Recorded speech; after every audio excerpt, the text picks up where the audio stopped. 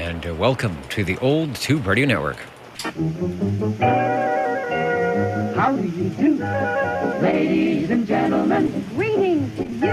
Wherever you are, for music and the latest news from home and from afar, the station for you is OTR, Old Tube Radio. The station for you is OTR. And we hope the station for you is OTR. That's the Old Tube Radio Network here in Central California on 27085, Channel 11, and at oldtuberadio.net. Listening for and talking with and talking about those classic tube radios from 1958 to 1978. They will be parading by your radio tonight.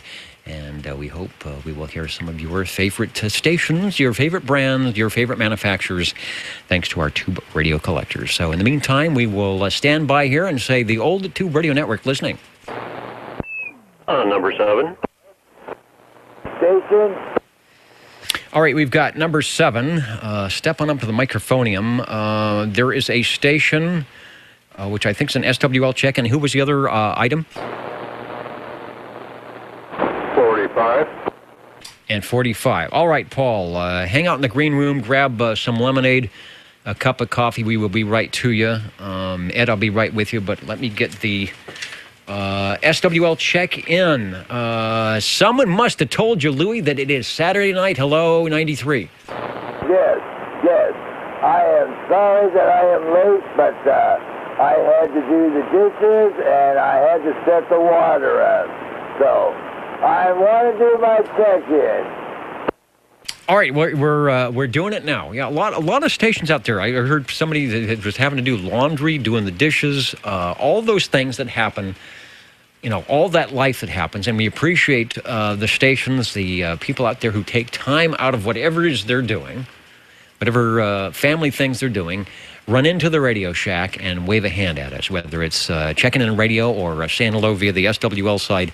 We appreciate it, and that's probably why we've been here 34 years, because we have such great listeners and radio operators. Thanks, Louie, for checking in. Got you on the SWL side, and I'm grabbing, let's see, here it is. Looks like this. Grabbing the grabbing the tube radio list and signing in for August 19th, 2017. We have been doing this since the mid-'80s, like 1985, 1986, every Saturday, or almost every Saturday, with your tube radio check-ins. And we have one right now. Scooter the Radio Cat is here. Say hi, Scooter. Scooter says, I hope you have some treats. somewhere here are some Scooter treats. But in the meantime, we have a radio treat from SWL7. Hello, Ed. And hello, Dennis, and all the SWLs. We'll go ahead and check in this Browning Golden Eagle Mark III SSB. From Browning Laboratories, one of their, I don't have production numbers, but I'm going to say one of their best sellers. And I guess one reason was it was produced for a good couple of years before they, they changed models a lot, but they sort of, once they got this Mark III, they didn't change much until the advent of the 40 channels, and then the Mark IVA came out. But it is sounding good. We will, if you're at oldtuberadio.net, you see a picture of not the radio on which Ed is talking, but something very similar to that. We'll pop it up on the video here while we go back and listen to the great sounding audio on the Browning Golden Eagle Mark III SSB. There you go. Yes, that is very similar to the one here. That one does have an extra knob, a little different light, a little different case, but other than that, it's the same radio inside anyway. Yes, in fact, that looks like it's a picture of good old Bill 29er's old radio. Of course, that one has a Golden Eagle D104 attached to it, and so does this one. Okay, that might be... Oh, you know what? I think that is from the actual personal collection of the Green Arrow, because I think he's got the reverse on the air light and some other items of interest that are not, I'm going to say, not in the standard issue of things. In 1972, when those first appeared. I think there was an AM version as well that had the smaller transmitter, but this is the full Monty.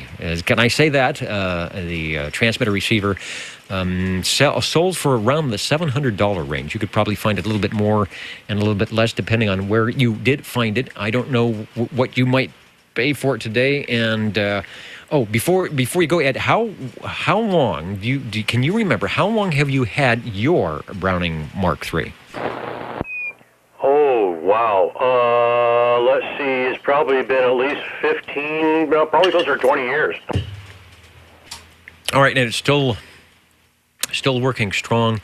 You can hear the classic. It's called a ping. I think the scientific word for ping is called the oscillation or feedback, which is the receiver listening to its own transmitter for a few seconds as the receiver squelches out. And when I'll have Ed give a demo here for those of you who might not be familiar with the Browning.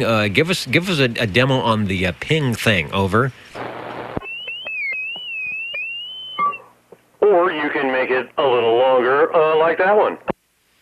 There you go. One of the beauties or the fun, I guess, of driving that radio as an operator was to customize your ping, or as you heard the various little tones and frequency variations, you can do that by adjusting the microphone or moving the microphone around in front of your face or off to the side around the speaker. So it becomes like a musical instrument. Where you can kind of create your own sound. So that's one of the reasons it was popular. It's like you could key down and never sound the same twice, at least on the ping. Typically, it'll make you sound the same as it should. Radio number one, the Browning Golden Eagle Mark III SSB. I should say number one on our list. There will be many tonight. Back to you, Ed, and thanks for bringing it by. And there we go with one more scream from the Eagle, and we'll let you get to some more of those SWLs, and I'll definitely warm up another radio. All right, that's good. Not that we need too much warming here in Fresno tonight, but radios, if it's a radio, it's a good thing. All right, adjusting my headsets. The lighting is strange. I had a boom, it's called a boom shadow right there. See that right in my face, and that is, I guess for video-wise, bad practice, but if it's over my face, that's okay, because we really... we don't care about seeing that. We do want to see and hear some radios. And we have another one. Paul, Mr. Falcon, up in North Fork, is stepping up to his microphonium of choice tonight in the Radio Shack. And if you're within the sound of my voice, Paul, it's over to you and see what we've got. Yeah, okay, Dennis. I'm checking in my Buddy Bass TX-11B transmitter with an RC-11B receiver. Okay, TX-11B, RC-11B, and boy, that has some really nice clear audio. I can definitely tell you are on the Buddy Bass tonight. I'll bring up an ad, because that's a little more truer, I think, in the configuration of the radio. I have some other pictures, but I want to bring this one up first. It's not the greatest it's in monochrome, but it shows what we're talking about. Our prior radio was a two-piece radio, transmitter receiver, not a transceiver, but a transmitter receiver. And Buddy took it one step further with the transmitter. Where is the transmitter? Right there, the smaller unit, the receiver, the large unit. And they took the speaker out of the receiver, that's why it's smaller, and put it in its own separate enclosure, and gave you this big, glorious, like a broadcast radio station on the air light, which I guess illuminates when you key down. Over. Yeah, it's got that speaker up there. I look at that picture. It looks like it does a little exaggerated with the speaker. So I don't think the speaker's quite that big, but it must be the way the picture come out or something. Yeah, it's really a nice speaker. It's got the on-air light on the thing up there. It's about a 6-inch by 8-inch speaker, so it's a large speaker. I got interested in this thing. This is serial number 114. This is one of the earlier buddies made by Utronics. Utronics was the first company to make buddies, and the FCC shut them down. And after that, Marina took over the manufacturer, Marina Company. I wonder if you got any dates on this, Dennis. I don't have it written down. I'm going to have to get that in there. Do you have any dates when all this happened? Okay, I'm looking at the database here. Show that you could buy the transmitter receiver separately. That's interesting. The transmitter was about $125. I thought it would be more than that. But you know, when you come down to it, there's not much to a transmitter. The receivers have all little fine stuff. But the 5-tube transmitters, I do not see a date. But I see what you're talking about. There was 30 watts input to the final with a 10 meter conversion. So sometimes when you were over that 5-watt input, you had to have something going on, whether it was a cap, you know, Civil Air Patrol or business band or something for the FCC to be happy with the possibility that somebody could get a few more watts other than what they were supposed to. And the Buddy Bass was a popular radio for those people liking to do a few modifications and 6L6ing the audio. So to answer your question, I don't at this moment have a manufacturer date when those came out, or the date run. You know, it could have been a couple of years going on between the Tronics and the Marina versions, or one of which I think was here in California. I don't know if they both were or not, but Harvey could elucidate on that. Let's go back to you. Radio number 2, the Buddy Bass. Just some really great audio. And notice, unlike the Browning Golden Eagle, this radio doesn't do the ping. When you key the transmitter, that receiver is off. Yeah. Well, I'm going to have some dates next time I check this thing in. I guarantee you that for sure. They've got to be out there. It's interesting because they were shut down. FCC shut Marina down, like I said. Not Marina. Well, yeah, Marina down, too, after probably about the same amount of time. I don't know. So they were after them all the time.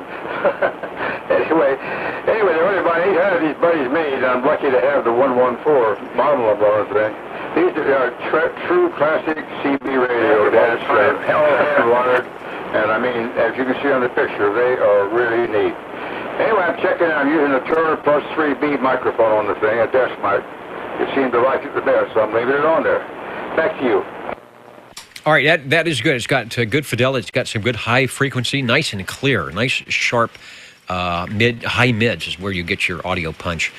And the sibilance is clear, and it's also got some good. I'm listening on the headphones here, so it brings out the low frequencies as well. Those who are listening at oldtuberadio.net or watching the YouTube video are probably also commenting to themselves on how good and clear the audio sounds. And Paul is not here locally in town. He's like 30 or 40 miles away up in the hills a bit. So doing a good job. On his Buddy Bass, the RC11B, TX11B, there were some various versions, I think a 6-channel version and some other items, which we might hear tonight. You never know. There are a couple of buddies out there, but it was kind of elusive radio. I didn't hear, when I was doing my CB thing in the late 60s and 70s, there was probably 3 stations that ran buddies, and they were all, I think all of them were modified, but man, were they loud. Just didn't seem like there was a lot of them around, like the Lafayette's or the Johnsons, but boy, you could tell. You didn't even have to be on the same channel. You could tell when they were keying down. Paul, give us another transmission, and thanks for bringing by the Buddy Bass tonight. Yeah, okay. I've got this microphone turned way down. I'll tell you, it's not making the modulation. The radio is making the modulation, I think. I just got this for the tone and the way it's sounds. So these radios, as you know, they don't need much of a microphone. They got everything right in that radio. Thanks for checking in, Dennis. All right, and thanks for bringing it by. The Old Tube Radio Network, real radio's glowing in the dark. Are we in our 4th decade? 35 years, 34 years since the mid-1980s on a Saturday evening, talking about the tube radios. We hope to check in yours tonight. I am going to attempt to key into our other studio if they're gathering near the ribbon microphone, and see if we can get the jingle singers, wherever they might be, to give us a top of the hour ID. It's a little past 9 o'clock here on the West Coast. 27085. We're in Central California in the RF zone. If we get some E-skip tonight, maybe you'll hear us over the air. If not, hopefully you're tuning us in at Google, YouTube, or oldtuberadio.net on your Universal Media Net web device. How do you do? Ladies and gentlemen, greetings to you. Wherever you are, your favorite spot on the dial by far. known to you as OTR, the Old Tube Radio Network. the station for you is OTR. And what is the question tonight? Does the radio still work during a total eclipse? When you are under the shadow of the moon, are you still able to make contacts? And I think probably yes. It would be interesting if Skip is running during the daytime. Those stations, those areas that are in the totality, in the total eclipse, listening in with one ear while you're safely watching the sun be blotted out by the moon. If Skip goes away, if that, if your S meter goes down to zero as the stars come out and the birds start singing and the crickets are chirping, does the Skip go away for that little moment when you're experiencing the corona and all those good stuff? The Old Tube Radio Network, we are looking for radio number 3. 84. And 84, hello, Jerry, over. Roger there, Dennis. Well, we thought we would blow the dust off of this Robin T240D, Tango 240 Delta, and amplified D104, courtesy of the Mountain Maid, and it looks like we're doing about 3.5 watts there. Roger. Wow, and a good sounding 3.5 watts it is. Got a couple of shots of the 240D. Let me start with this one over at oldtuberadio.net. We'll pop it up on the video. But that is, if you're into color coordination, maybe this would be a perfect radio for the old taxi cabs with the great yellow. I'm assuming yours, some people like to repaint them, or the original knobs fall off. and they don't quite look the way they're supposed to. But there we go. We call it the Yellow Bird. It is sounding good for Radio 3. Back to you. Yeah, very good, Dennis. Well, I can honestly tell you, this one is original paint, original everything. And I really can't tell if there's a scratch in it, but it's nice and pretty. We've had it a long time there. As a matter of fact, Mr. Ed a while ago said that his Browning, he'd had that thing for probably close to 20 years there. This one's about 15 years, about 14 or 15 years. So most of my radios are just about that old, except for the HF stuff. Of course, I hadn't had those all that long. They were just a few years, but yeah, this one's about 15 years, original tubes, and except for one 6BA6 receiving tube, and so it's pretty much original. All right, boy, it sounds good. You've got, I think, the perfect microphone for fidelity and equalization on it. Great audio. You are adjusted properly. The Robin T240D was the 40-channel version of the 123B, or at least their update. Import from Panasonic. And this had a good run all the way up through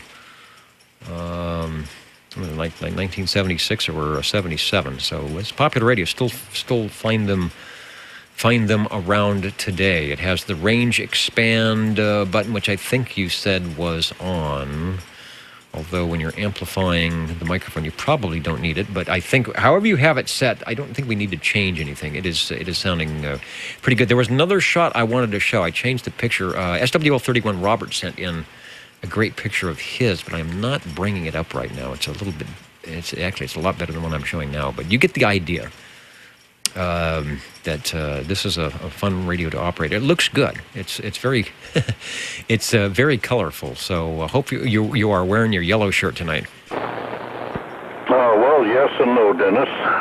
I've got a white T-shirt, but I was eating a hot dog a while ago with mustard, and I don't have to tell you what the T-shirt looks like. So I am in fine fashion with the Yellow Bird. In fact, it's right on it. It says the executive.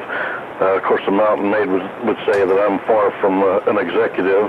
I'm actually a farmer, so it is what it is. But one comment, Dennis, hadn't been too many years ago that a lot of people were saying, oh man, you know, you're not even going to be able to find tubes. You know, these vacuum tubes are a thing in the past and all this kind of stuff, but nada. There's plenty of tubes out there, virtually thousands. So if somebody wants to get into an old tube of radio, boy, if they can't find them on the web, there's plenty of people around here that's got tubes and be able to help them get one going. And you know, these Robins are, you know, like the Johnson Messengers, and there's several radios that'd be a good first-time radio. Yeah, absolutely. Any of the Robins, the 123, which might be hard to find, 123B or the 240D, would all be great. They're not extremely complicated to operate. The radios we had before, the transmitter-receiver combinations require you to do a little bit of finessing to get your transmitter and receiver together, and there's some more interconnecting cables. But the transceivers, the one-piece radios, are always nice. Like you mentioned, a good way to start out, and that's got all 40 channels and an S meter, and some good items like that. And typically the audio is always nice. Radio number 3, the Robin T240D. Thanks to you and the Mountain Maid for bringing that one by. And I remember hearing a lot of the Robins. Let's see. I think I was probably away from the radio in those years, but I remember the original 123 and the 123Bs were always nice and loud, as is that one. Radio 3 sounding good at 9:07 on the check-in. We'll go back to you for another transmission. Don't touch a thing.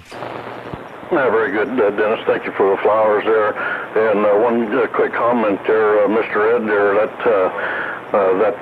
Browning just really sounds good there. And that microphone is a perfect match there at Golden Eagle. But I'll tell you, the only thing wrong with that Golden Eagle is it's not sitting over here on my bench. So that would probably make it perfect if it was sitting over here. Good afternoon, good evening there to you there, Mr. Ed. I haven't talked to you for a while, but hope you guys are having a fine evening over there, you and Mama and your son there. Okay, Dennis, hey, we'll take it back out and eavesdrop for the duration. Over. Break OTR. Okay, sounds good. Thank you, Jerry. A break OTR acknowledged.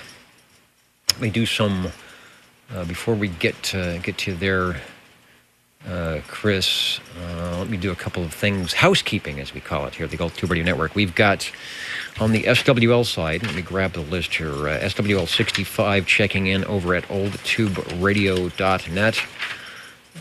That is Eric.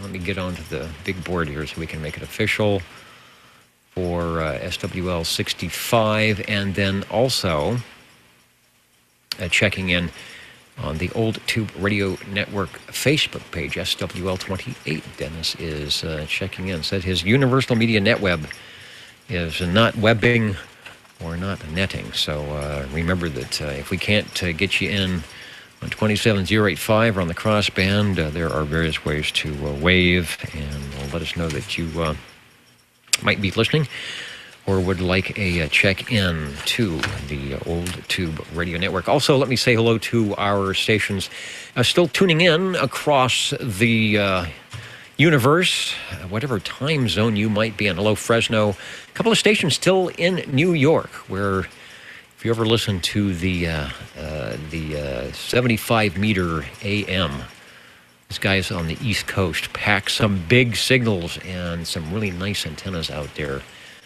Can even make it here to the West Coast. Hello, Madera, Fresno, 00 still in.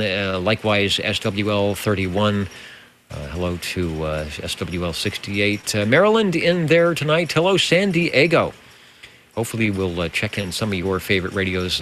Florida's in. Technical crew of Lawrence, Kansas.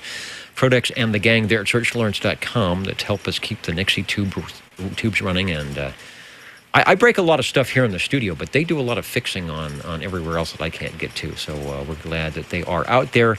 And hello, Kentucky, Turner's Station, Kentucky. And there might be a few of you out watching on the video. Hello to you. All right, I've chatted enough. Let's head over to SWL 37, who I believe is in the radio room. Hello, radio. Thank you, Dennis. SWL 37 here, Chris here. We're going to check in this great big radio here, man. It's got so many tubes. I think it's got 7 tubes and 8 channels. That's what it is. It's the Citizens little phone. The helicopter's model CB3A, an 8-channel transceiver. This in here also, we're running this in here with the original handheld carbon microphone. Over.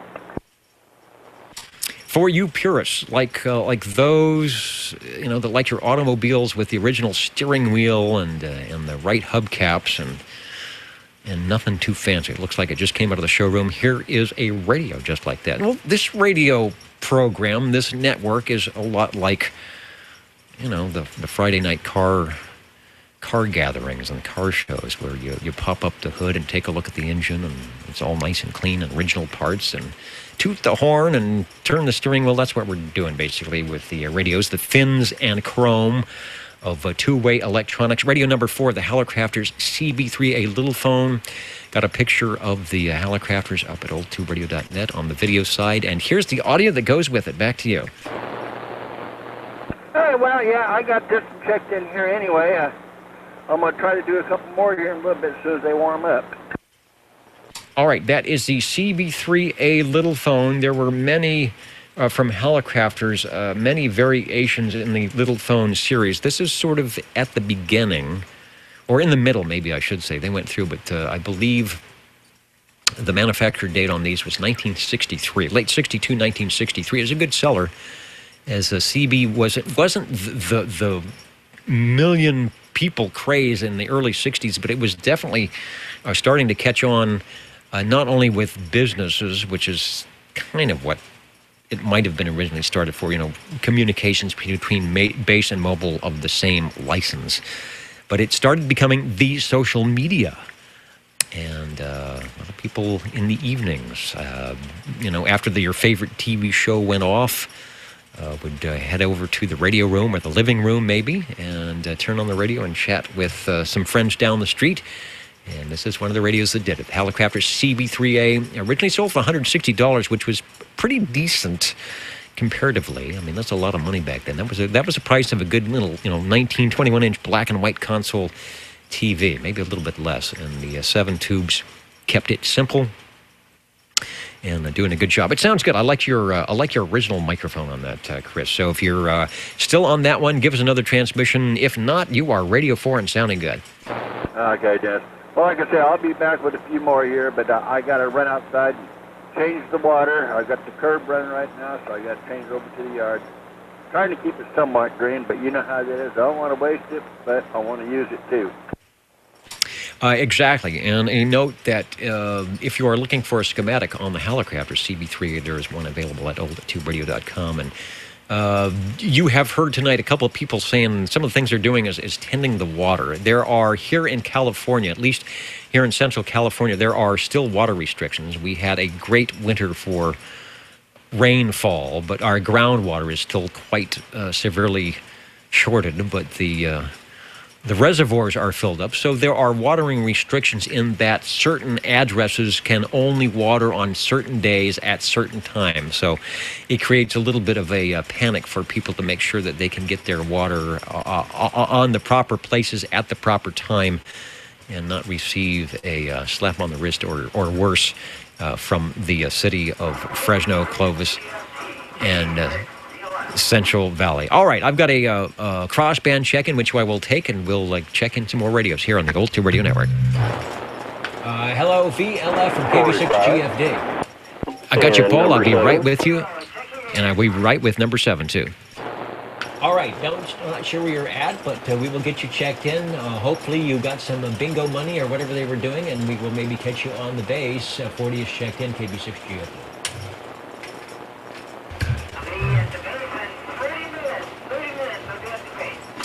All right, let's see. I got to get Chris. Was in 37. We've got, let's see, we got 45 stepping up to the microphone. Mr. Ed, grab a chair in the green room. We'll be right to you on the crossband. Let me get that official here. It was SWL40 Larry, who was, like myself, hanging out, or I was there earlier, but hanging out at the Fresno Amateur Radio Club picnic over at Mr. Holden's house. Always does a great job hosting that.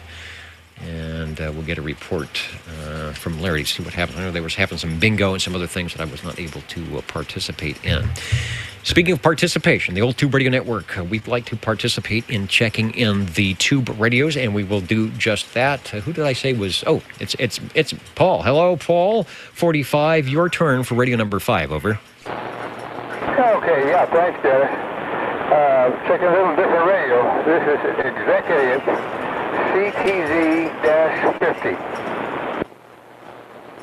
All right, I think that is from, I'm going to say, is that an International Crystal Manufacturing? Over? Yes, sir. ICM, International Crystal Manufacturing Company. All right, and you said it was the CTC Charlie Tango Zulu 50. Over?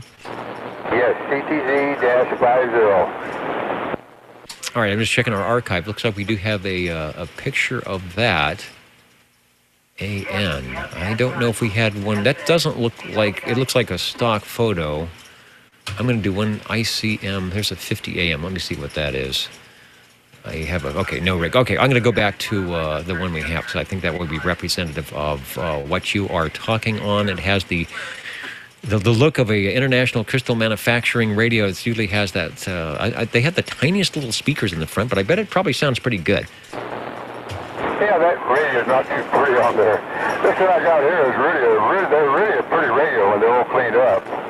Got the gold on it and the light brown on the thing with the transmit light flashing on the thing and the receive light on the right-hand side. And very nice machine, I'll tell you that. I got this one from Rob at the Carp Swap Meet. Thanks, Rob. I'm going to keep her for sure. Anyway, this thing's got a VFO in the thing. It's a wide range VFO. Channel 1 all the way to channel 26, which is unusual for a VFO for a CB. 9 tubes, 2 receive crystals, 3 transmit crystals, and boy, that's about it. It's stock banana microphone, believe it or not, made by Electro Voice. So, hey, back to you. Okay, well, maybe we're showing the right microphone with that. Yeah, I looked at that shot. It looks like it was in a barn for 50 years. Oh, it's a little rusty, but I was going to ask you about the microphone, but I think you just said that is that's the original mic. Has a, you know what, let me bring it up so we see a little bit more of the microphone. It has the look of, similar to the, I'll call it the banana-style microphone that one might see with the Browning radios. But it has good audio. I was looking at the S-meter, and it's got some good forward movement as well. So even though at least our picture doesn't look great, you said your radio looks better than that. It is doing quite well for the little ICM CTZ 50. Over. Yeah, I'm glad to hear that. Yeah, it should sound good. It looks good. Anyway.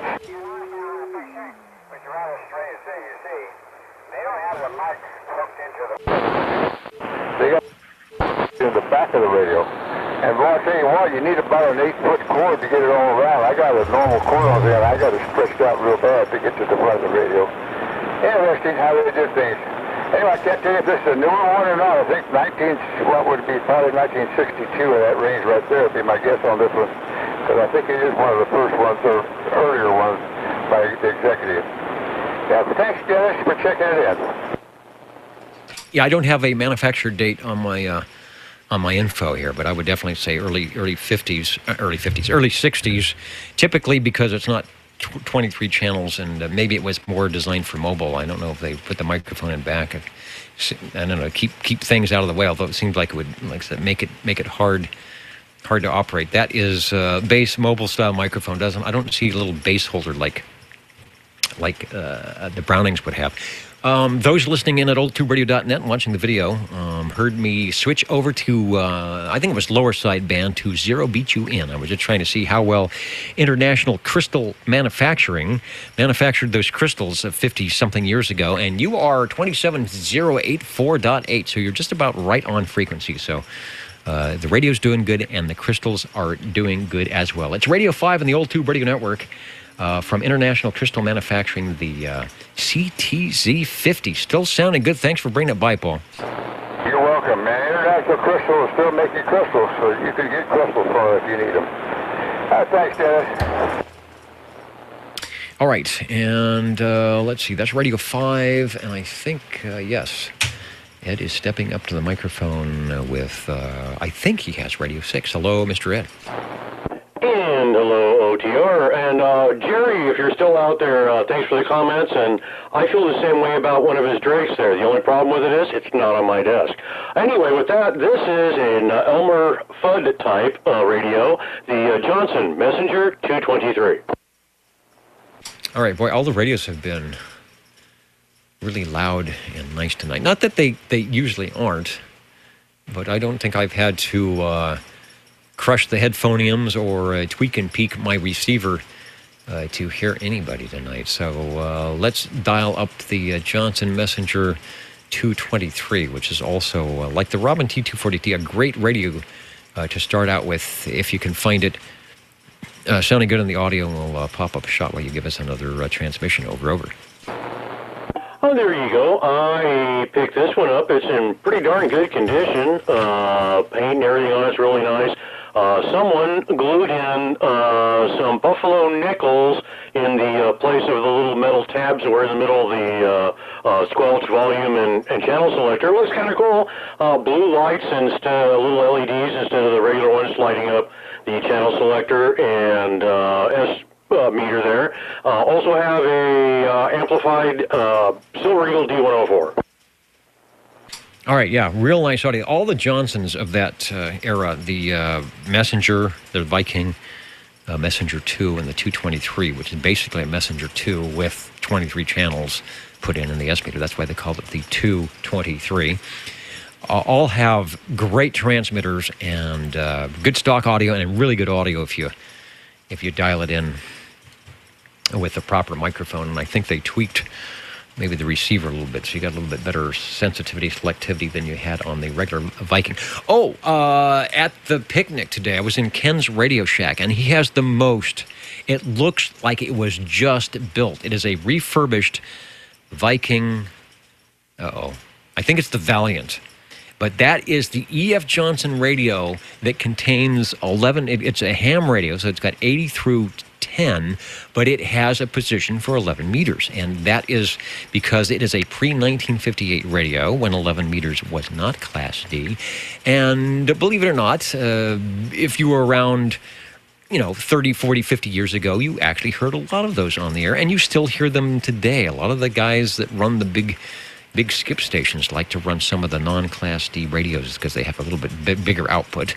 And E.F. Johnson was one of the manufacturers that made some really, really nice, heavy transmitters in the 11 meter that had 11 meters in them, and this was their Class D version. So E.F. Johnson knew how to work a transmitter for sure. Radio number 6 is the Messenger 223. You're seeing it on the video, and when I stop talking, you're going to hear it. Oh, there you go. Yeah, good old E.F. Johnson. Yeah, it does have a very nice receive to it. As far as listening-wise, it's almost comparable to the Browning. The Browning's just a little bit more selective, but very, very close. They did a heck of a job. Yeah, and it's still working here in 2017. Popular radio. It had a good run from 1969 to 1972. And then they started having various versions. I think there was like a gold version or a 250, and then there was the 123, a mobile version, and they started going solid state. But this is their big seller for 3 or 4 years. Sears Roebuck had a version of it that was made for them by Johnson, and you may see a radio that looks like this, but it'll have the SR, the Sears Roebuck logo on it. You could typically find these for a little bit over $200 with the microphone. Typically, they came with the mic, but I see that you could buy it without the mic for $200. And more information on Sam's Photo Fax 23, page 53, made in the USA. Thanks for bringing it by. Oh, and thank you. Hey, without you, what would we be doing out here other than listening to static? All right. Well, maybe creating some of our own with tube radios. Just a note: you are watching, listening, or wherever you might be, the old Tube Radio Network. We are here in Central California. We are on channel 11. That's frequency 27085. We do this every Saturday from 8 to 10 p.m. Pacific Coast time. And we have some great tube radio operators and collectors that take time out of their Saturday evenings to chat with us and share the radios. And we really appreciate that. So if you're watching us on the video live, hello to you. If you're watching us maybe a year from now, check us out, because we'll still be around, I bet, at old@tuberadio.net on Saturday evenings. And let me see. I've still got the studio wired in from next door. Let's see if the jingle singers will tell us the friendly place to be on a Saturday. How do you do? Ladies and gentlemen, greetings to you. Wherever you are, the friendliest station for you by far is known to all as OTR, the Old Tube Radio Network. the station for you is OTR. The Old Tube Radio Network. We are listening for radio number 7. 37. 45. All right, we've got 37. Chris, step up to the microphone. We'll take you, and Paul will get you next for radio number 8. All right. Hello, Christopher, SWL 37.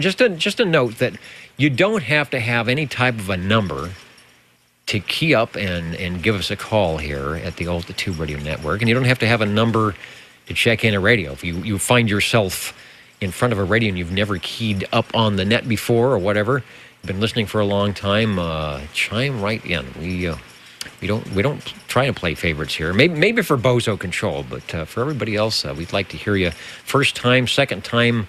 Well, we've been on the air long enough now that maybe it's coming up on your millionth time. You'll know when it's the millionth time that you've checked in, because balloons will fall from the sky out of your Radio Shack. Hello, Chris. Good evening time to you again, Dennis. 37 here. We're going to check in our Courier Royale, a 23-channel tuber that glows in the dark with all the mysterious knobs and hidden knobs, and it's even got the blinking lights on it and stuff like that, you know. 2 red and 1 amber, yep. And it's still working. And this here, we're running this here with the amplified D104 Lollipop microphone. Over. All right, boy, nice sounding audio. Good configuration. I think you've got everything dialed in really nice on the audio. There's a shot of the Courier Royale, which was Courier's top-of-the-line radio. I think it might have been their last all-tube set as well. And they did it up nice. Full complement of controls on the front. Lots of little panel lights to let you know what's happening, plus an S-meter, and I think they even had to, they ran out of space and had to put some controls in the back. This is Radio 7. We will go back to you for transmission. Yeah, that one in the back is for the mic gain on it, but I keep it set at one spot. I never touch it and use this in here for doing everything else. But anyway, yeah, this is mine, and it's working, I do believe. Yeah, it's working great. Just want to remind people that if you weren't sure if your radio is working, we do archive the audio on the SWL check-ins and the radio check-ins.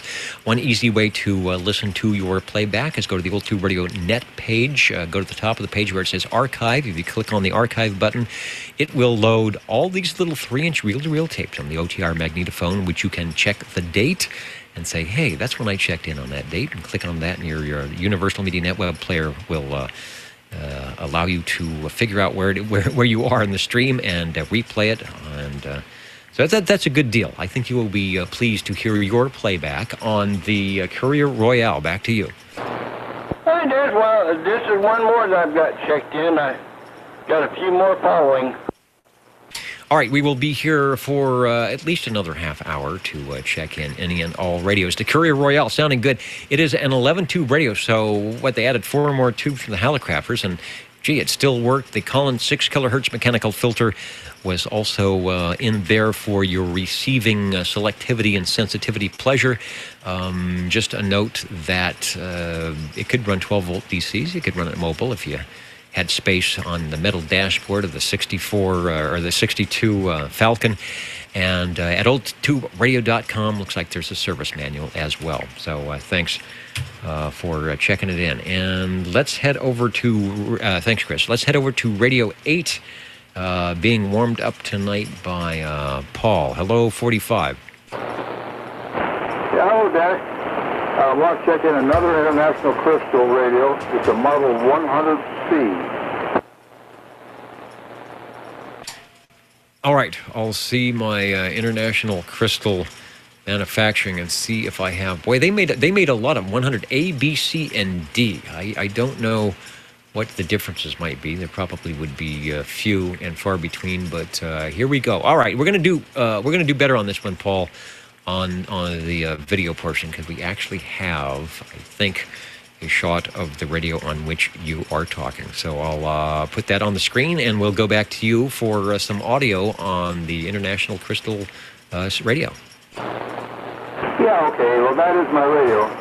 I'm not using the microphone to come with it. It was pretty sad. So I went to my favorites, my Turners. This is Turner Plus 3 on the thing. And it seems to be working well with it, so I'll leave it also. Anyway, this thing was manufactured date. Guess what? I got a manufactured date. Thank goodness. Manufactured date 1963. You probably got the same information.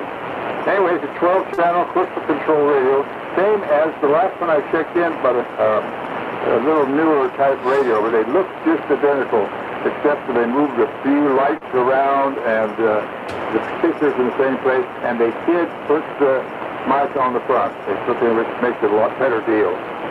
So anyway, I think about it for the thing. It's just like the other radio, except it's newer and it's got more goodies on it.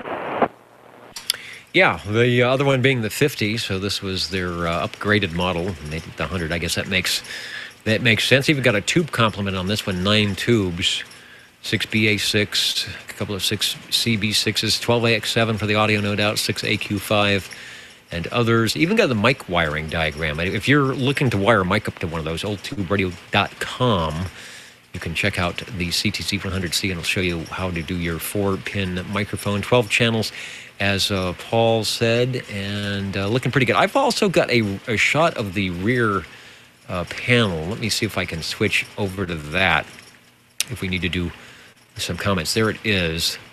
Wow, okay. They even got a little schematic on the back, and you can see that looks like some power transistors, a fuse, let's see, test. It's got a test switch and some other things. So, yeah, you can spend a half hour just reading the back of the radio. Yeah, it's got a lot of goodies back there. General Radio Telephone made a heck of a nice radio. Not General Radio Telephone, International Crystal made a nice radio. I don't know why they weren't more popular. Maybe it looked something or something people didn't like. But it's just things you have to calibrate, operate on the front of the radio, which is handy. And yes, everything is just the same, like I said, and it's working well. Back to you. All right, and they fixed, like you said, they fixed some of the issues of the 50 with the microphone in the front, which is a little more handy, giving you a little bit more speaker. I have a feeling they might even have the same size speaker in there. They just made the grill, probably reconfigured their panel so they could get that grill a little bit bigger to throw the audio out. And it sounds good. Oh, you know what? Take another transmission. I did the crystal check on the 50. We'll do the crystal check on the 100 and see where you are in frequency as we go to the sideband mode. Yeah, okay.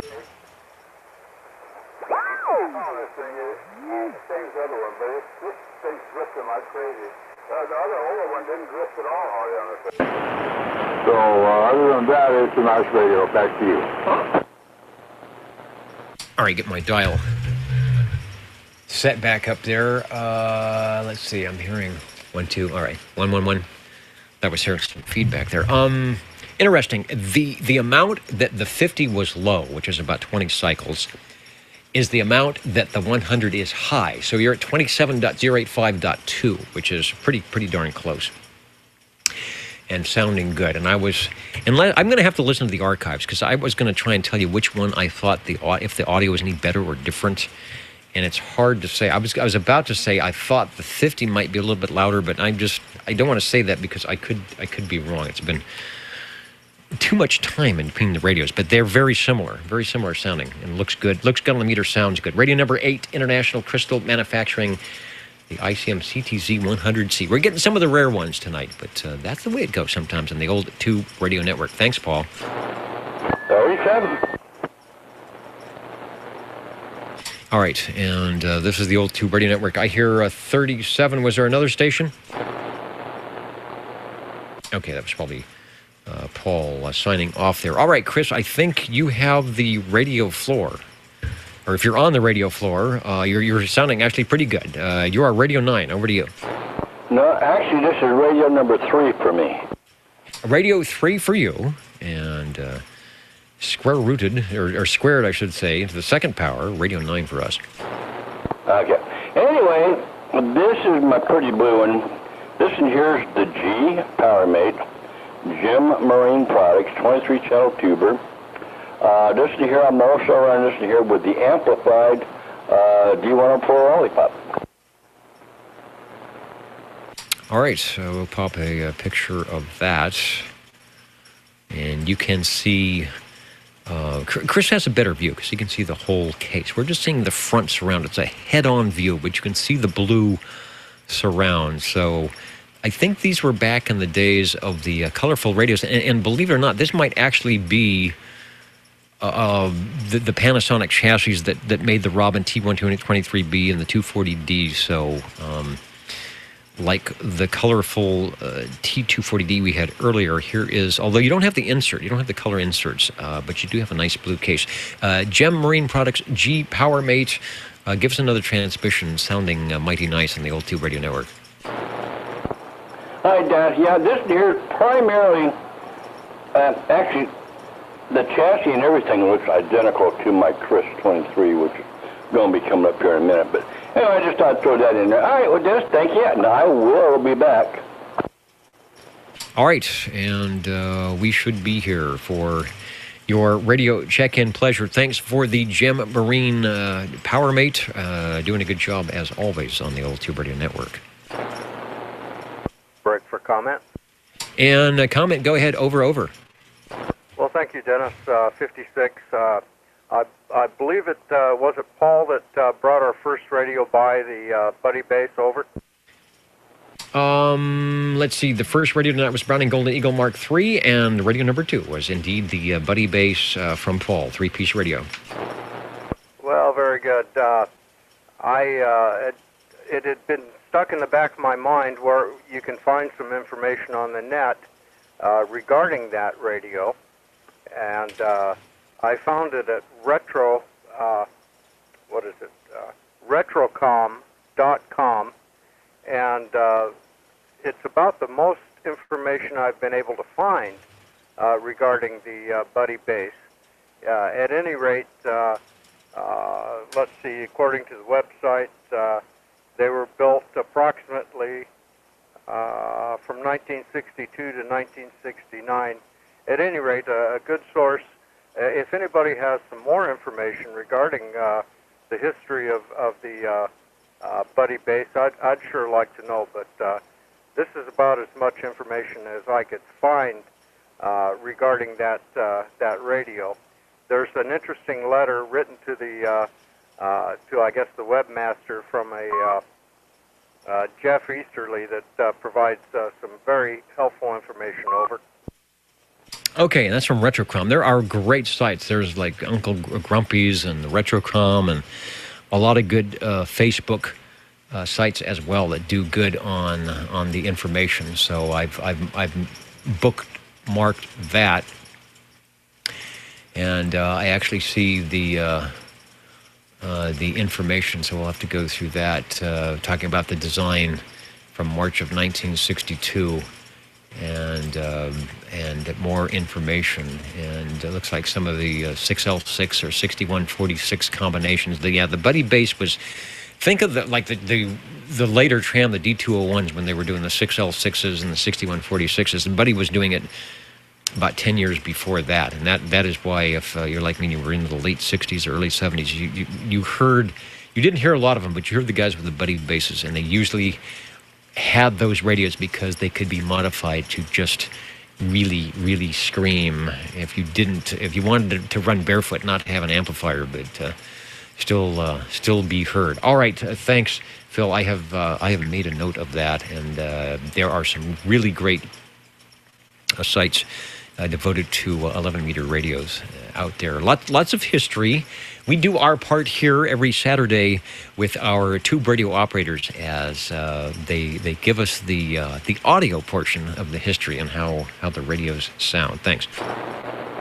Well, thank you, Dennis. And just one more, if you'll indulge. I have not done it yet, but the radio was designed by Ron Schiller, if I'm pronouncing it correctly, and I'm going to try to do a search to see if I can find out if he was, as you know, there were a relatively small number of innovators in the day.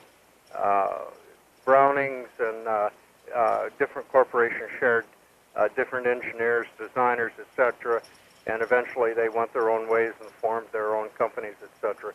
So I'm curious. I'll try to do a little research on the Ron Schiller guy. Anyway, thank you, Dennis. Enough of my comments. Back to OTR. Okay, and I see a note they were sold by Buddy Sales in Reseda, so they're definitely a West Coast California radio. 300 to 500 produced, so they're a little bit on the rare side, and some units are the Autronics Corporation, which is out of Pasadena. I think Marina Communications is over here on the coast. And the early models had a 6146B final. I mean, the 6146 was used in a lot of the Heathkit radios. I have a DX60B that I think runs a 6146, and you can get a heck of a lot more than 4 watts out of that. So that was pretty bold, and I guess they were able to type accept those.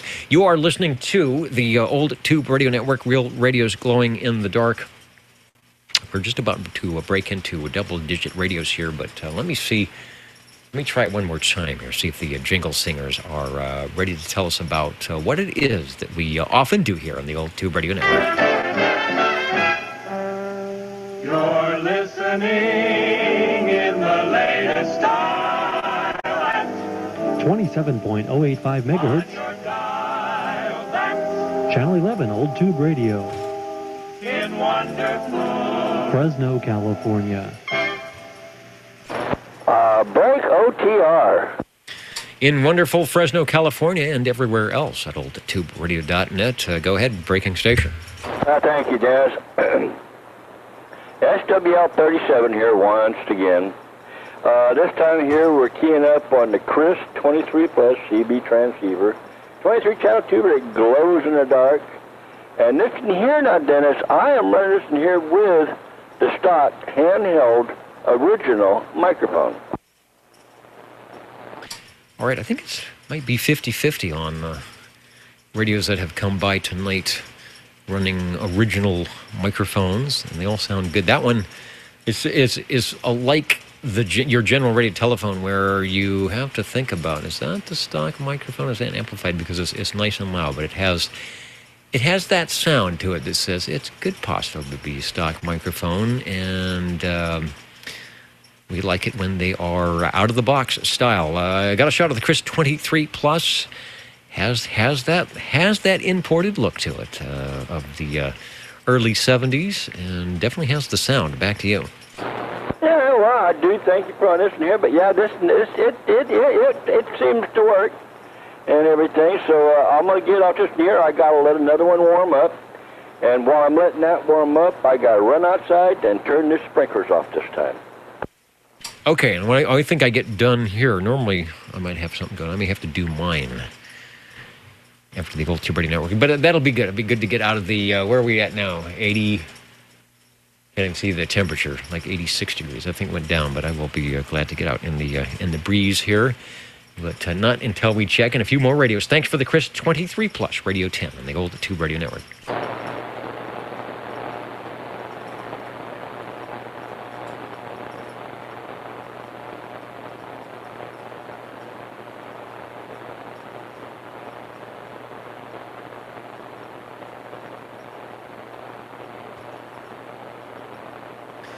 And let's see, audio stream dropping out. Well, I'm monitoring the actual output. Doesn't mean anything for your input on the stream. Hello, Ray. Maybe it's a buffering thing. Maybe it's just some of the buffering.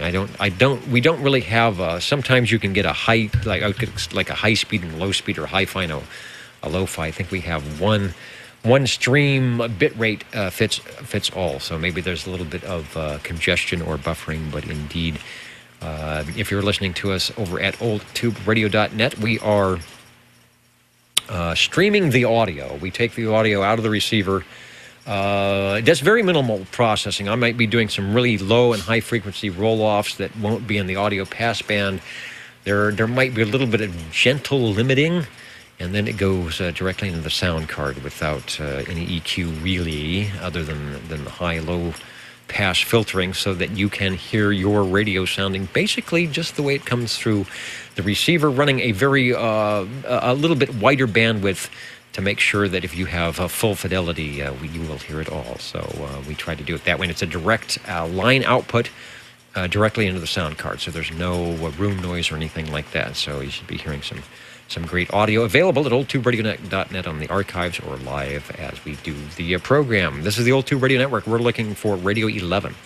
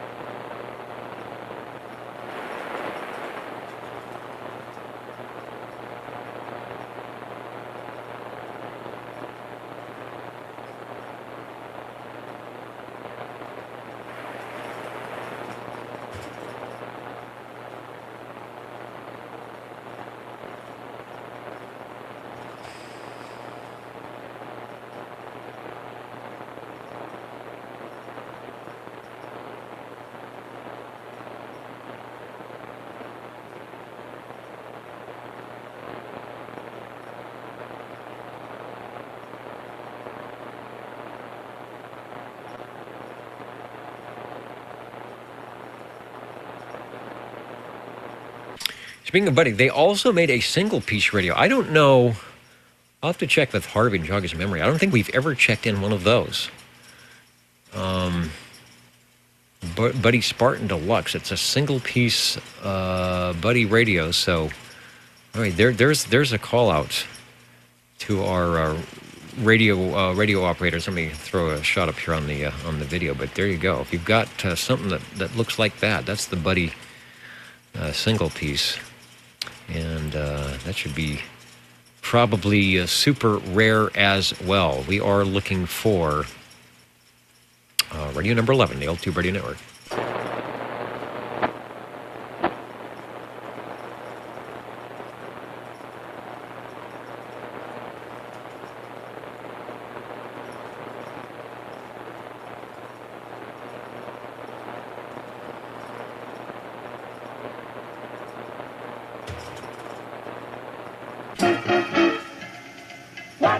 Are the magic numbers? 27.085 megahertz, channel 11. Are the magic letters? OTR.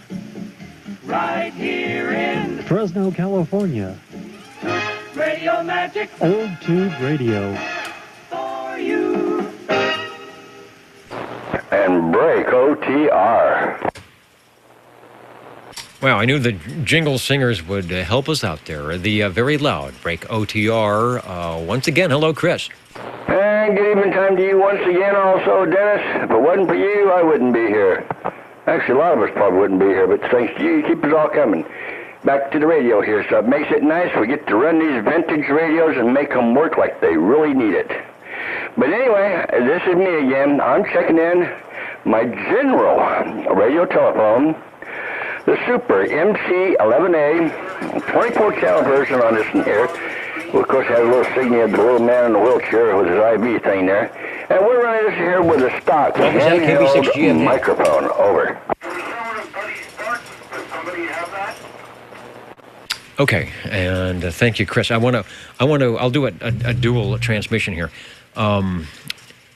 Hello, OTR, W6OTR. We were talking about the Buddy. We had a Buddy-based check-in, and we were just talking about it. And we had mentioned, or I had mentioned that there was, they made a single-piece radio that was quite rare, and I put a shot up to verify that. And then I put out a call that I don't think that we have ever had anyone check in the single-piece Buddy. And obviously it got your attention. All right, I'm back to the AM side. We'll catch you on that for a little bit of items. But don't panic. We haven't got one, but I just want to let people know it was there. KB6 GFD. All right, and thank you, Chris. Harvey took a look at our previous shot of the Buddy bass, and I guess it got him off the chair thinking, does somebody have that radio? Before I could get it? But no, we don't. What we do have is the glorious and loud Super MC11A. Back to you. Yeah, and you know the best part about it? This is mine. But we're glad that you will share it with us. Oh, I'll share the audio with you any day of the week, even out of state once in a while. Yeah, it's a good skip talker for sure. At 9:53, Radio 11 from General Radio Telephone, the Super MC11A. And 9 tubes, there is a good reason, while it has that super audio now, why they didn't, sport any 6146s or 6L6s in there to do the audio. They were able to come up with, at least in this model, and I think a couple others, General Radio Telephone with the ECLL 800, a great tube back in the day. Is it okay to say that as an overused term? But a great tube back then when they were not hard to find and very reasonable. Unfortunately, those of you that have those radios, take care of that ECLL 800, because if you need to replace it, it's going to cost you a pretty penny here in 2017. Is that what's in mine? That's what's in yours that helps it have that great audio sound. Oh, I treat that like a newborn baby then. All right, well, obviously it's working just fine, and I know, that radio drives around the block at least once a week, but I'm sure it has many, many good years. Thanks for Radio 11, the General Radio Telephone, Super MC11A. All right, what number was this one? Radio 11. Oh, hey, 11, I didn't know. That's good. All right, thank you, Dennis. I'm out and letting you get back to the breaker there. Thank you very much, and I will be listening on my solid state now.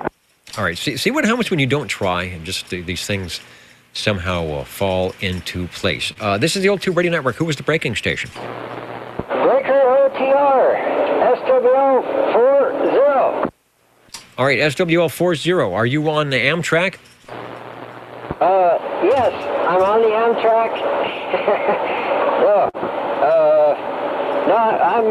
I just got home and just settling down here. Just got the old tube radio down from the shelf. Okay, boy, it's sounding good. Nice audio. I can hear something happening in the background. But Larry and I were earlier out at the FARC picnic, and I came back to do the net, and Larry enjoyed all the good desserts and foods and whatever else they were doing out there. So glad you are back and made it back safely. Over.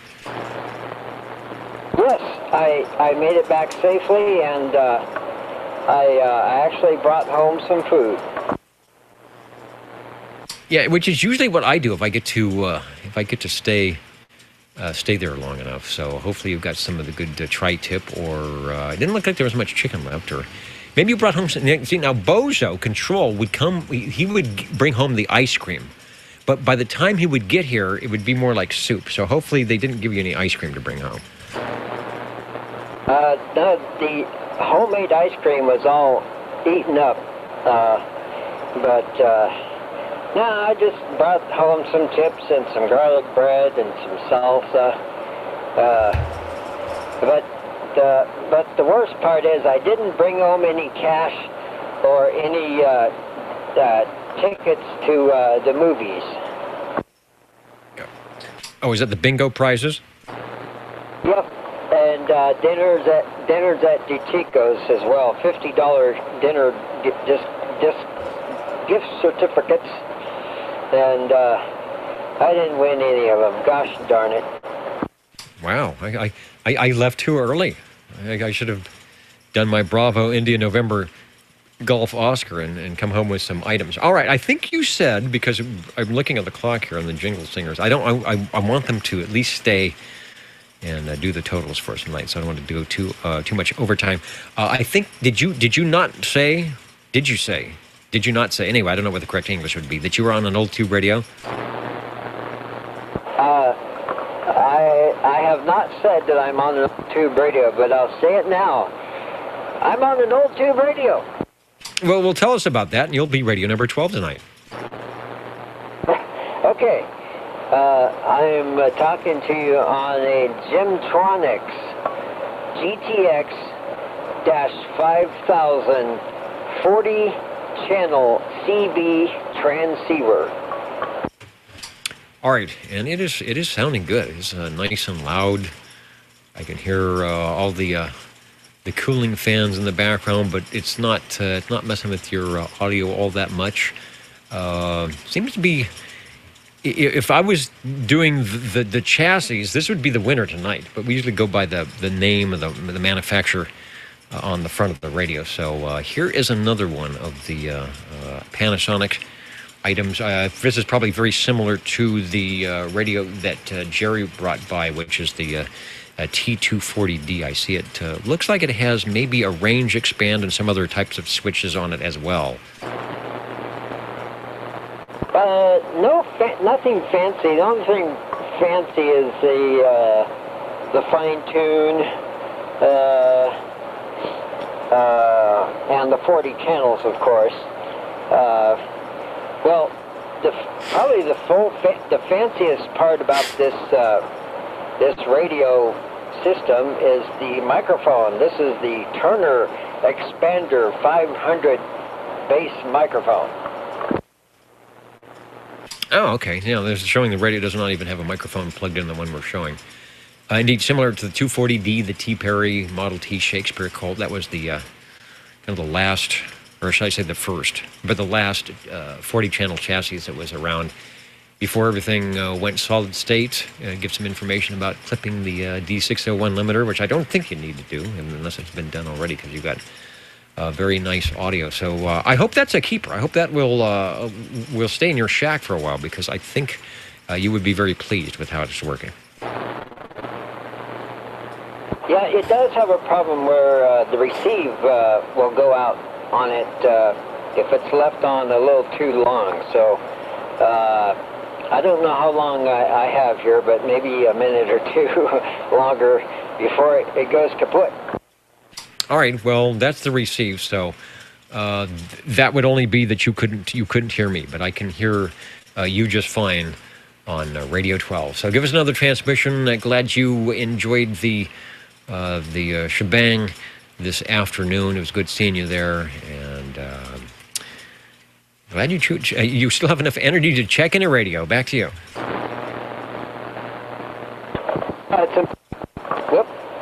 Yeah, it's amazing.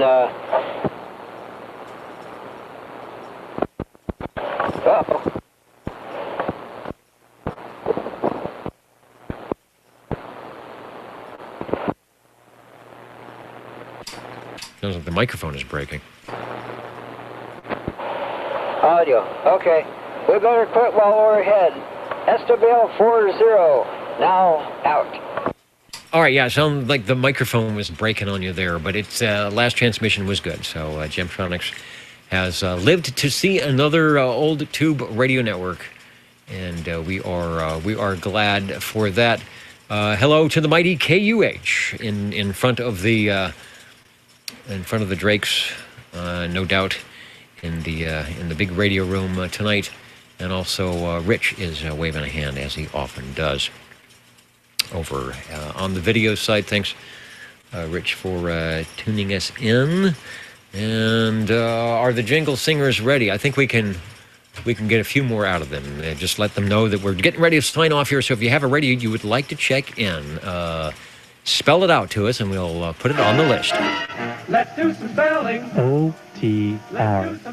27.085 megahertz. Channel 11, Old Tube Radio. Old Tube Radio. And while we are at it, let me also check in SWL 13. Mr. Cobra, and I figured he would be at the control point here very soon. So, Mike, we are getting you checked in, and thanks for listening as we give out our last call. Speaking of 13, Mike, we are looking for Radio 13, so hopefully it is one that you approve. Looking for Radio 13. There you go, TR. And the break for OTR, go ahead. I think you might have Radio 13 for us. Hey, Roger. Radio 13. This is a Browning R2700A receiver with a Browning compact transmitter. Oh, wow. And I see... Oh, no image available. All right. I've got it listed on my base, but there's no picture for that. I may have to go search for that. A Browning compact. I've never heard of that. Actually, nice. It looks like it has a very good... It's almost like a control carrier. So what is the receiver again? It's the 2700A. Anyway, tell me again, and I'll write it down. R2700A receiver. And the Browning compact, it's not controlled carrier. It's because it's a low output. I have a little help. I'll turn it off in a second because it's kind of quiet. 10 channels plus an 11th external socket in the front for a crystal. 23 channels on the receive, of course, the R2700A. And this was the bargain priced transmitter that they came out with in '62. Wow, okay. I'm going to say that might be a first for us. You know, I am thinking I may have found it. Yeah, maybe not. I mean, is it really skinny? It's not very wide? Hey, Roger. Right now I'm just talking on the transmitter. Excuse me, doing about 5/10 of a watt to a watt and a half. Can you hear me? Yeah, it's. I don't even think you are registering on the S meter through the noise level, but the audio sounds pretty good. Over. Unamplified D104 with a pretty darn good head on the microphone there. Yeah, it's skinny. It's 5 3/4 wide. It's the standard 7 inches high and 11 inches deep, but it's only 5 3/4 or 7/8 wide. It has the standard though 23S9 tube complement of a 6T88 transmit oscillator, 5763 final, and it's got a 12AX7 audio amp with a 6Q5 modulator. Also, it's one of the two that does not have its own power supply. It draws it from inside the radio. That's why there's that 8-pin socket in the back of a lot of these receivers that are wired with extra voltage. But I don't know if this thing will ever do more on output because the transformer in the receiver is not the big beefy one. Interesting. All right, I can hear you. You are not even registering on the S meter, but the audio is good. I have found an advertisement for the Browning, and it contains, if you're watching the video, there's the R2700A. That's our top photo. And the 23S9 is the full bottom photo transmitter. So in between that, and this is a good comparison between the 23S9 and the other one, is the Browning Compact. That is, I don't even think that's the width of their amplifier. I did not even realize that was available. It's got the Browning microphone, and it is not 23 channels. So that is indeed, I didn't think Browning had a budget, but there it is, the Browning Compact compared with the receiver you see above it. And is the power output just, I mean, did they sell it as a lesser, like a 3-watt or a 2-watt? I'm assuming that's going to be a full, 5-watt radio. Maybe it's just the way that one is configured that it's not putting out the smoke that the R20 or the R68 T68 does. But boy, it sure has good audio, though. Over. Yeah, Roger. Here's my super modulator. Okay, yes, it's supposed to be 5 watts, but I haven't really gone through it. The tubes apparently are okay, but I have to, go through it. I've got to check the receiver voltages and everything. The receive is a little low, but still, I haven't really done any major checking on the thing. Plus, I've got other receivers I could run with this. But anyway, there are 2 other transmitters. There's the T2700 that came out first in 59, and I think they made it till 61. And then they came out with the T2700F, excuse me, around the same time. The T2700 has a power supply. I believe it's about the same width as this, and they cram the transmitter in it.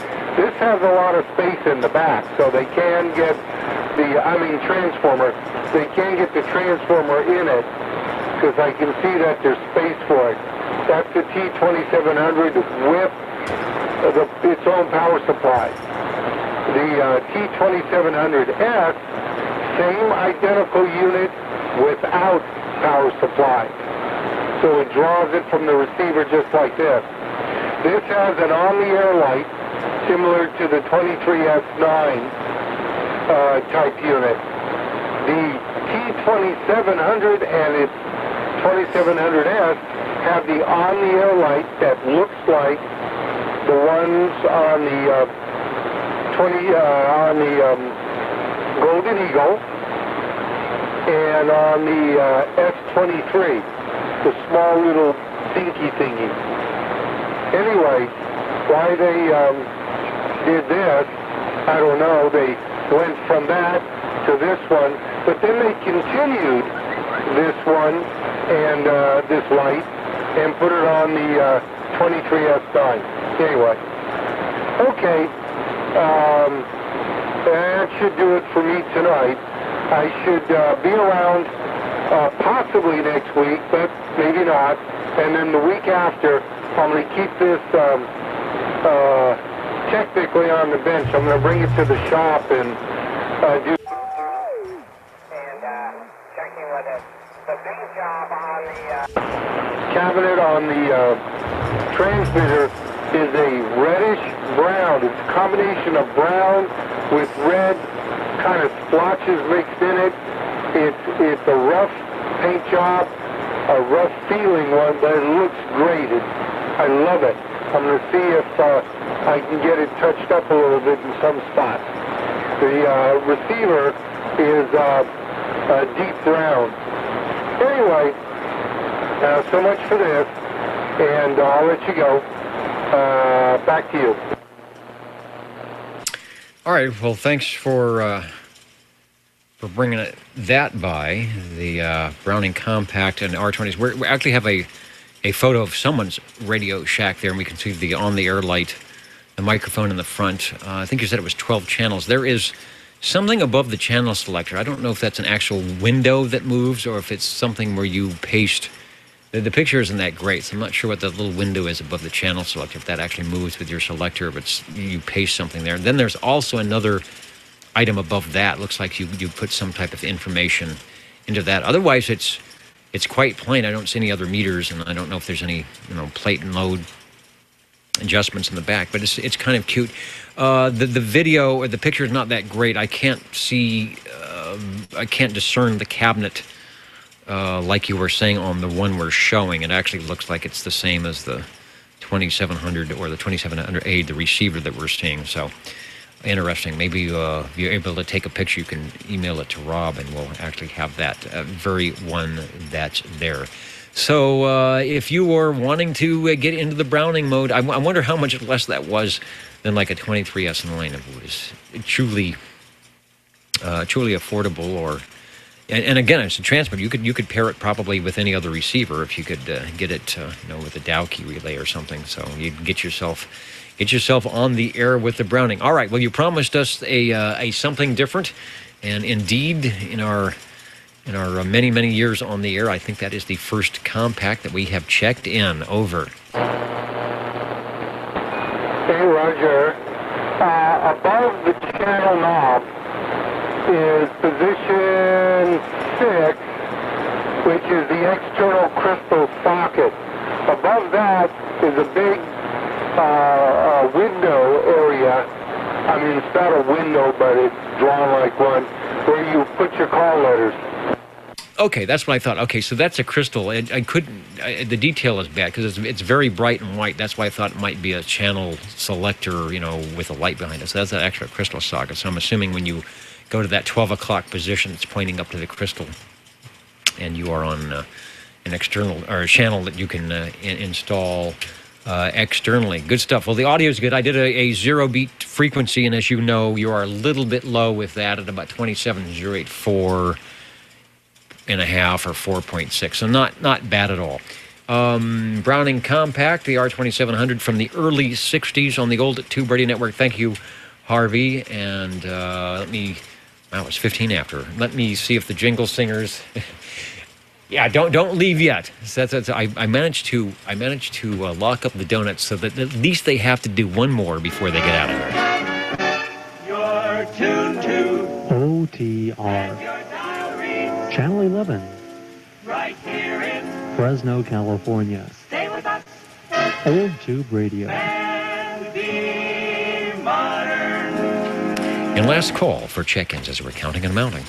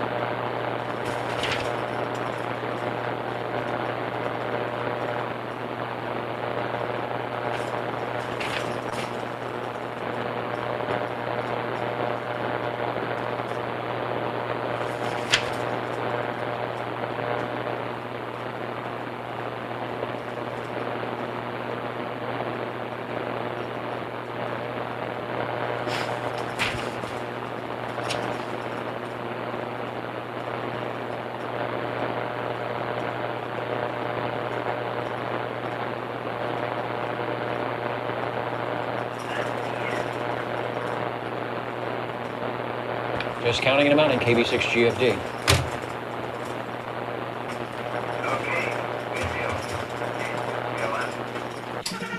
This is the Old Tube Radio Network. Ladies and gentlemen, stand by. It's time now for the current OTR total. Your current and final OTR totals as I quickly add them up here and see what we've got. Let's talk about the SWLs. We had 10 on page 1, 16 on page 2, 15 on page 3, and 17 on page 4. Sometimes I'm checking things in so fast, I think, boy, there wasn't a lot of people out there tonight, but we actually had 58 check-ins on the SWLs, which is actually the most we've had in quite some time. So I was fooled. I was thinking, well, it was slow tonight, but we almost had 60. That's not bad at all. And appreciate those of you listening in. Maybe you didn't check in an SWL. Again, numbers are not required. Prior check-ins are not required. Just the fact that you are able to tune in and have a great time like we are all doing is a good thing. On the radios tonight, this was an interesting evening, and nobody ran away with anything. We had a good mixture of older radios, first time heard on OTR radios,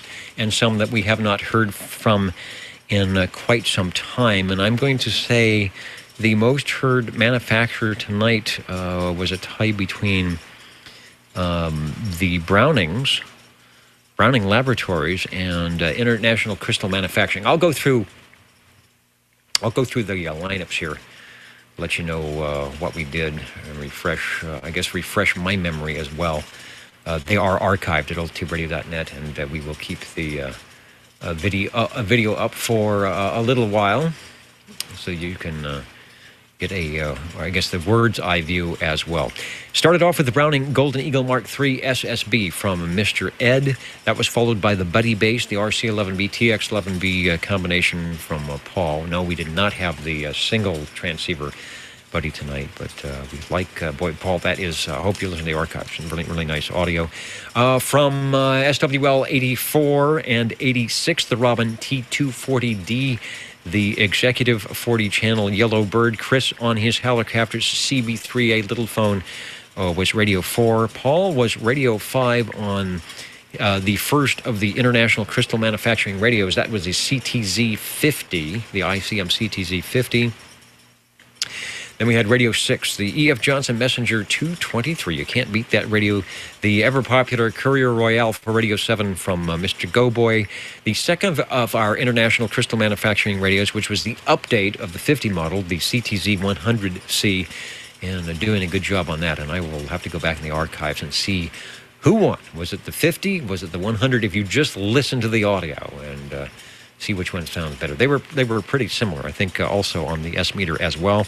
Gem Marine Products, the G-Powermate, radio number 9 from Chris, and he followed that with his 23 Plus, and the General Radio Telephone Super MC11A for radios 10 and 11.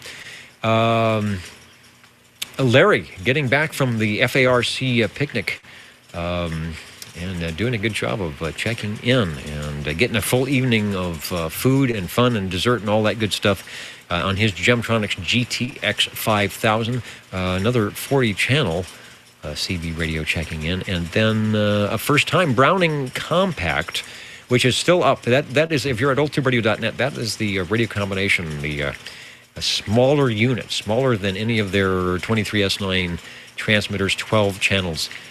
Your budget-priced Browning transmitter to pair up with the receiver of your choice, and the R2700A from Harvey. So 13 radios total.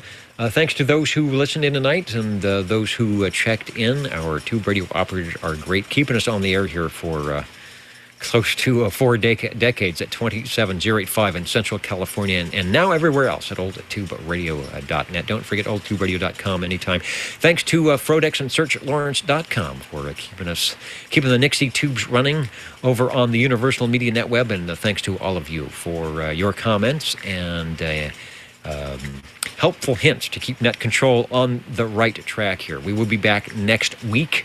oldtuberadio.net, 27085, 8 p.m. Pacific time here on the West Coast. This is the Old Tube Radio Network 73, everybody. And I don't know where you're at, but we'll compare our notes next week from the eclipse that's coming across the U.S. Some of you may be in totality. Maybe that's where everybody was tonight. You are driving somewhere where you can look up and see the shadow of the moon over your head. And yes, we want to report what happens to Skip. What happens to Skip Land when the sun is behind the moon 100%, and the crickets are chirping and the birds are silent and the stars are out for that brief moment. 73, the Old Tube Radio Network. Good night. Good night.